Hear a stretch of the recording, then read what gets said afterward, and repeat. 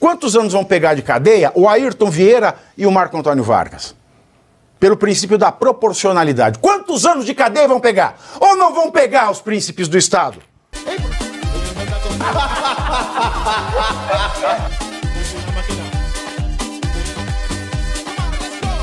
Atenção, agora é aquela hora de assunto delicado. E com assunto delicado, como é que a gente faz? A gente pisa em ovos.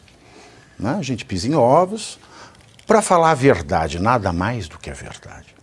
E para trazer aqui uma análise exata. Você já deixou seu like, você já compartilhou. Se você fez isso, você vai dormir bem. Se não fez isso, você vai continuar aqui, mas também não vai dormir bem. Porque nós vamos agora aos desdobramentos da vaza-toga. Da vaza-toga. Ou, como diz o finado Reinaldo Azevedo, da fofoquinha. É que essa vaza-toga é fofoquinha para ele. É fofoquinha, fofoquinha. Fofoquinha, ok. Queria ver um juiz desse julgando um caso seu, não conhecendo você, é claro, o juiz da Suprema Corte.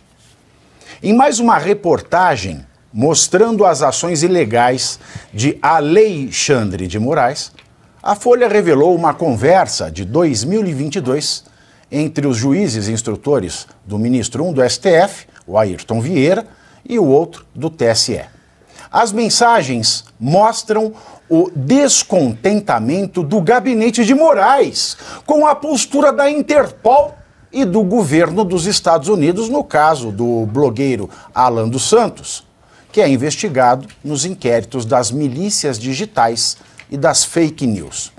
A conversa é entre Ayrton Vieira, juiz auxiliar de instrução de Alexandre de Moraes no STF, e Marco Antônio Vargas, juiz auxiliar de Alexandre de Moraes, que era juiz auxiliar do Alexandre de Moraes na presidência do Tribunal Superior Eleitoral, o TSE.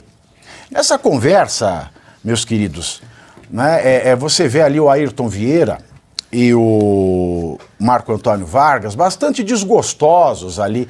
A Interpol não vai colocar o Alan dos Santos no alerta vermelho. A Interpol ela não quer saber disso aí porque eles não sabem se é perseguido político. Eu já fiz tudo o que podia fazer, agora não dá mais. Esse pessoal da Interpol tá de sacanagem. Eles estão demorando muito a responder. Agora, o Clezão morrer porque o Alexandre de Moraes estava demorando a responder, podia morrer. Afinal, é o povo. Agora, ele tá falando do pedido do ditador do Brasil, Alexandre, olha, eles estão demorando demais. Né? E dando a entender também que é um caso de perseguição política. Mas o que mais me chamou a atenção, senhoras e senhores da mesa, Dani, Geise, professor Suano, professor Luiz Arthur Nogueira e você aí de casa, foi a seguinte frase do juiz Marco Antônio Vargas. Você tem ela aí, o alemão, a do jagunço? A frase do jagunço? Vamos estampar para vocês, leiam em voz alta, para vocês sentirem como a nossa justiça é técnica. Eu vou ler aqui para vocês que essa frase é a frase do juiz auxiliar do Alexandre de Moraes falando, né, do sentimento, expressando o sentimento dele, por que a Interpol não está ajudando a perseguir politicamente o Alan dos Santos. Olha o que diz o juiz Marco Antônio Vargas. Abro aspas para ele. Dá vontade de mandar uns jagunços, pegar esse cara na marra e colocar num avião brasileiro. Parem e reflitam. Dá vontade de mandar uns jagunços, que é coisa de cangaceiro, pegar esse cara na marra, ou seja, sequestrá-lo e enfiar num avião brasileiro. Para quê? Porque aqui não tem devido processo legal. Chegando no Brasil, a justiça faz o que quer com ele. Que a justiça faz o pega, estica e puxa com a Constituição, né? A festa da Xuxa. Dá vontade de pegar esse cara, dá vontade de chamar uns jagunços, pegar esse cara na marra e colocar num avião brasileiro. Jagunço aliado com marra, aliado com brasileiro. O que traz para o território brasileiro? a força, a violência. Quem é que opera o território brasileiro? Essa frase é muito ilustrativa. E colocar num avião brasileiro quer dizer o quê? Colocar no nosso território, na nossa jurisdição. O que atua na nossa jurisdição? O que legitima a nossa jurisdição, de acordo com a frase do Marco Antônio Vargas? Amarra a força, a violência. E quem é que opera a nossa jurisdição? O jagunço. O jagunço. É muito ilustrativo isso. E aí quando a gente fala, no 8 de janeiro, porque a Fátima Tubarão estava lá assim, vamos derrubar o Moraes, é guerra ao Moraes. Uma senhora que não tem, ela não tem capacidade física, ela não tem capacidade física nem de jogar uma pedra de longe e acertar. Ela foi presa por 17 anos. Mas ela expressou a vontade antidemocrática. Agora eu pergunto, quantos anos vai pegar? Quantos anos vão pegar? Vão, porque estavam os dois na conversa e um não repreendeu o outro. Quantos anos vão pegar de cadeia o Ayrton Vieira e o Marco Antônio Vargas? Pelo princípio da proporcionalidade. Quantos anos de cadeia vão pegar? Ou não vão pegar os príncipes do Estado? Hein, professor Sono?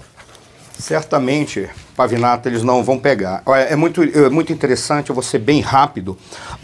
O que você identifica aí é uma forma de raciocinar, eu diria que é um estilo, uma personalidade. Como você falou, é coisa de cangaceiro e é coisa também dos coronéis. Parece que a política no Brasil ela é feita e continua sendo uma maneira de raciocinar, interpretar a realidade ou achar que a política se faz com base naquele coronelismo que marcou todo o nosso início de século XX, em que algumas autoridades simplesmente elas eram donas do pedaço do governo e eles agiam de acordo com aquilo que estava dentro da propriedade deles. Eu vou encerrar só fazendo uma citação de um autor que é contemporâneo não, mas é conhecido de todos nós. O nome dele é Raimundo Faoro, ou Raimundo Fauro, tanto faz dizer como é. Ele, quando estava falando sobre o pensamento político brasileiro, ele criou um termo que ele dizia: o pensamento político não é teoria política, não é doutrina política, não é filosofia política, não é ciência política, não é sociologia política. O pensamento político é uma coisa própria, que se desenvolve na maneira de fazer a política de uma determinada sociedade. O termo que ele criou é sugerência. O que é sugerência? Um conjunto de experiências que vai se dando ao longo do tempo e corporifica numa maneira de agir, e os caras se justificam, depois ficam se justificando com teoria. É o que a gente percebe ali. O que esse senhor demonstrou é que ele age de acordo com a sugerência. E a sugerência é exatamente isso. Uma forma de fazer política acumulada e o cara age de acordo com o que ele se acostumou. Agora virão as justificativas. Não, é porque se justifica dessa maneira ou daquela. Mas isso é apenas autoritarismo e mostra a maneira como raciocinam essas autoridades brasileiras. Pavinato, é interessante observar também as funções, né, e as prioridades da própria Interpol. A Interpol, ela atua, é um organismo governamental, tá, que inclui as polícias de vários países do mundo que estão ali dentro dessa organização, e eles atuam, não é, além de compartilhar um banco de dados global, não é, sobre criminosos, eles também atuam em cooperação, realizando treinamentos, enfim, tem várias funções a Interpol. Mas é interessante a gente observar também quais são os temas que a Interpol ela trata com a extrema urgência. São terrorismo, crimes cibernéticos, crime organizado, crimes financeiros e anticorrupção. Ou seja, são crimes efetivamente e que são tratados com a máxima urgência. E aqui, quando a gente fala, por exemplo, sobre crimes cibernéticos, nós estamos falando diretamente sobre ataques no sentido de, alguém invadiu o computador, invadiu contas bancárias, enfim, fez um estrago enorme em determinado setor por conta desse ataque, não é? Muitas vezes alguns ataques acabam atingindo, por exemplo, centros de saúde, centros educacionais, enfim, faz um estrago enorme, dependendo de como isso é realizado. Então, obviamente, aí a Interpol entra não só indicando quais são esses criminosos, compartilhando nessa base de dados internacionais, mas também ajudando em determinados momentos em investigações, em expertise, disponibilizando especialistas também. Ou seja, quando a gente procura no site da Interpol, por exemplo, as palavras que o atual ministro Alexandre de Moraes usa bastante, por exemplo, como fake news. Se você for lá, entra no site da Interpol, depois aqui do programa, não é? E coloca lá, busca fake news, vocês não vão achar absolutamente nada. Ou seja, isso não é prioridade, nem é escopo da Interpol trabalhar, não é, como o Alexandre de Moraes, ou o STF, gostaria que a Interpol agisse. Portanto, simplesmente não entendem qual é exatamente a atribuição da Interpol e acham que a Interpol deveria atuar dentro do que o STF quer e não dentro da forma como a Interpol deve efetivamente agir. Então, primeiro C, você curte, que é o preço deste programa. Quanto vale o ingresso para ver este palhaço neste picadeiro bonito? Vale uma curtida. Vale o seu like, o seu joinha, o seu gostei. Então, a sua obrigação é curtir. Se puder, comente. Porque quem comenta ajuda no engajamento. Então, primeiro C é curtir, segundo C é comentar, o terceiro C, o que seria muito louvável, seria você compartilhar. Tem um link que é a setinha, uma setinha assim, meia bomba.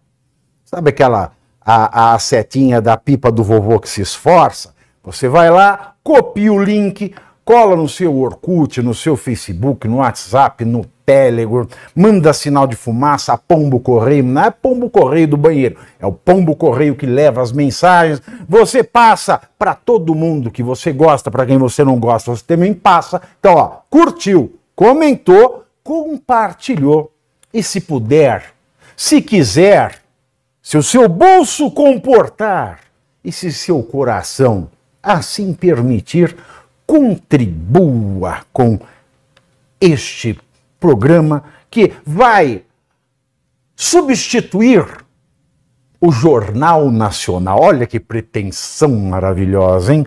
Se liga, ô Bonner, nós vamos derrubar o Jornal Nacional. Esta é a meta.